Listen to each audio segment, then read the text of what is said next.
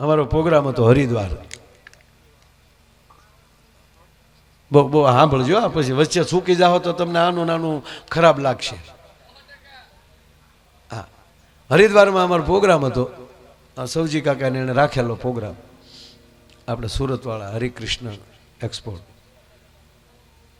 એટલે મેં કહી દીધેલું કે હું હરિદ્વાર આવું છું, જે હોટલમાં ઉતરું સાંભળજો, ઘડીક હમાઈને આવશે. છેલ્લે ખબર પડી છે કે આ વાત શું છે. સપના મોડા ન જોતા એ વાત કરું. એટલે પ્રોગ્રામ તો એ ફાઇનલ છે, પણ ટૂંકમાં એવું કહી દીધેલું કે ત્યાં કોઈને જાણ ન કરતા ન કરો, હોટલમાં હખે કોઈ હુવા નહીં દે. અને એમાં તમને કહો અમે ગયા ને હોટલમાં ઉતર્યા ને રામદેવ બાબાને ખબર પડી ગઈ કે માયાભાઈ આવ્યા. એ સીધા હોટલે આવ્યા, મને ન્યા લઈ ગયા. રાતે અહીંયા જમ્યા. અમારે 2 દી અગાઉ હું આવી ગયેલું, ત્યાં અમે રાતે સરસ મજાનું એનું આયુર્વેદિક જમ્યા. સવારમાં વહેલા જાગ્યા, 4 વાગે યોગા કર્યા, 1 કલાક યોગા કર્યું, 5 વાગે વોકિંગ કર્યું, 6 વાગે સ્વિંગ કર્યું. સવારમાં 7 વાગે પાછાનો આયુર્વેદિક નાસ્તો કરતા હતા. મોદી સાહેબનો ફોન આવ્યો બાબા રામદેવ ઉપર કે કેમ તમે કાલના ફોન નથી ઉપાડતા? તો કે માયાભાઈ આવ્યા છે. શું વાત કરો છો? ક્યારે આવ્યા હતા? કે રાતના આવી ગયેલા છે ને હજી રોકાવાના છે. તા કે એને રોકજો, હું આવું છું. એ દેહરાદૂન હજી એરપોર્ટે ઉતર્યા ત્યાં મારે જગાઈ ગયું.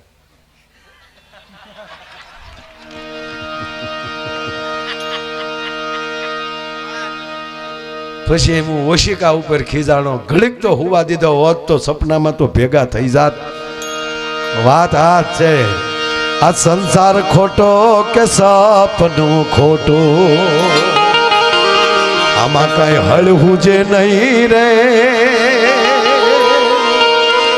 આ સંસાર જાગે છે એ સાચું કે હુઈ ગયા પછી સપનું આવ્યું એ સાચું. એક માણસને સપનું આવ્યું, એક માણસને સપનું આવ્યું, સપનામાં પતંગિયું થઈ ગયું. આપણા પદ્મશ્રી ભીખુદાનભાઈ આ વાત કરે. માણસને સપનું આવ્યું, સપનામાં પતંગિયું થઈ ગયું. એ પતંગિયાને પછી નીંદર આવી, એને સપનું આવ્યું, એ માણા થઈ ગયો. આ સંસાર ખોટો કે સપનું ખોટું, આમાં કઈ હળવું જે નહીં રે. આ બધું એકવાર મૂકીને મારા તખતના ડોહડિયા કહે, પણ આવી લહેર ચાડે લાખ લાખ દરિયાની તો લૂંટતા રહેવું રે. મોજમાં રહેવું, મોજમાં રહેવું, મોજમાં રહેવું રે વાલીડા, મોજમાં રહેવું, મોજમાં રહેવું.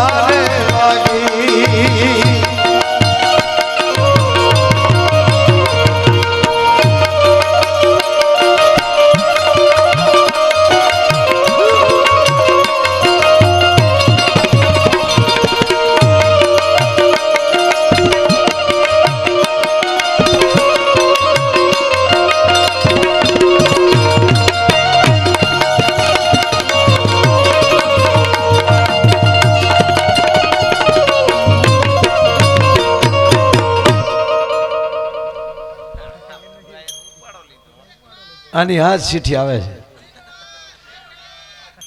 આવી જાય આવી જાય આવી જાય. હવે હવે આવે જ. હવે તો સવાલ નથી સાહેબ. ભૂરો હું ભૂરાને બાપાને આવવું પડે હવે તો. કારણ કે એટલા વાગ્યા હજી તમે બધા મોજથી બેઠા છો. હે અમને જો કેટલા બેઠા એ મહત્વ નથી, કેવા બેઠા એ મહત્વનું છે. હા જો અત્યારે જે બેઠા ને એ ખરા બેઠા છે. આ ભાઈઓ જે બાજુમાં ઊભા ને એ ખરા ઊભા છે. શું કામ કાવડા જાય તો હુવા ભેગા થાય. અરે એક જગ્યાએ મારો પ્રોગ્રામ તે 15 જણા એવા બેઠેલા 15 જણા. મેં કીધું 15 તો 15, બાકી હામાં અત્યાર સુધી બેઠા હોય તો આપણે એને આનંદ કરાવવો જોઈએ. મેં હવાર કર્યું. પછી મેં 15 ને પૂછ્યું મજા આવે ને? મને કે મજા હું તમારું કપાળ આવે, અમે મંડપવાળા છીએ. હા તો તમે ઊભા થાવ તો અમારા ગાડલા હકેલીને હુવાઈ જાય અમે. ત્યારે ખબર પડી કે હા લે આ તો બધું એમાં ગયું. હાવો એટલે કાંઈ બધે મોજ આવે એવું ન હોય. મોજ તો અંદરથી આવે ને, લહેર આવવી જોઈએ ને ભાઈ. મારે તમને ભૂરાની વાત કરવી છે સાહેબ. હવે ભૂરો લાવું? હા તો અત્યારે નહીં લાવું તો ઓલા પ્રોગ્રામમાં લાવી. નહીં અત્યારે લાવી તો સીધા કરવામાં. મેં કીધું ને અહીંયા જો તમને એમ થાય કે આને તિલક કરેલું છે, ખોળામાં રામ નામ્યું છે, ભક્તિના ફુવારા ફૂટ્યા છે. રામ બરોબર કાંઈ નથી આવું. એની આજુબાજુ આટા મારો, યજ્ઞની પ્રદક્ષિણા કરો, એમાં આહુતિ આપો, એમાં હાથ ન નાખી શકાય. વાતો કરતા કરતા બે વાત તમને સારી કહી દઈએ ત્યારે અમને ટાટેક થાય. 150 જોક્સ બોલીએ ને તો તમને આનંદ આવે, મને આનંદ આવે, પણ અંદર એમ થાય કે ભાઈ મજા આવી, પણ એક એની અંદરથી વચ્ચેથી એક સારો મેસેજ નીકળી જાય. આખી વસ્તુ જુદી. અને આ મેં તમને શું કીધું ભાઈ, આ બધું આપણે જે કાંઈ કરીએ છીએ એ 90% સમાજને સારું લગાડવા કરતા હોય. આપણું ઘરે સારું કરીએ ને તો એમ શું થાય, આપણે ઘરે કોઈક આવે તો એમ લાગે ને કે મકાન સારું છે. આ દેખાડવા મરી ગયા આપણે. 90% કપડાય તો જોજો આમ હાડી પહેરતા હશે તો એમ અરીસામાં આપણે અરે આપણે ત્યાં ઓછા પટિયા ન પાડતા. આપણે કઈ હકના નથી. આપણે હું તમારી ભેગો છો.